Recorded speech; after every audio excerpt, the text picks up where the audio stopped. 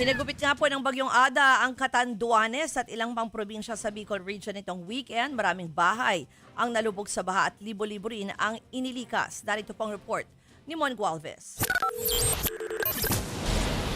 Pinasok ng tubig mula sa umapaw na ilog ang bayan na ito sa bayan ng Gigmoto, Catanduanes. Sa gitna yan ng pananalasa kahapon ng Bagyong Ada, kita sa video ang malakas na ragasan ng tubig. Katabi lang sila ng ilog kaya mabilis na napasok ang kanilang bahay. Bukod dyan, ayon sa uploader, natabunan din umano ng malaking bato ang ilog dahilan para umabot sa kanila ang tubig. Kita rin sa video na ito mula naman sa tulay ang malakas na pagragasa ng tubig baha sa naturang bahay. Agad naman silang nahatira ng tulong matapos humupa ang baha. Rumagasa rin ang matinding baha sa Barangay Buyo. Nagmistulang ilog na ang lugar dahil sa tubig.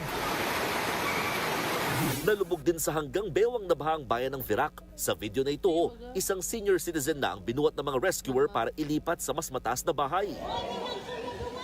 Naka-standby din sa lugar ang mga rescuer sakaling kailanganin sila.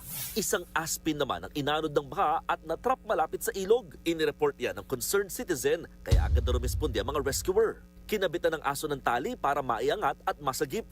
Ayon naman sa Catanduanes Coast Guard, higit 3,000 individual na nasa mga evacuation center sa kanilang probinsya.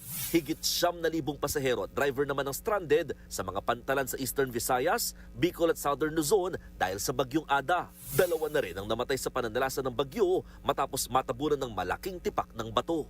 Nagbabalita mula sa frontline, Mon Gualvez, News 5. Mga kapatid, ako po si Ruth Cabal. Dito tayo sa totoo, dito tayo sa True FM.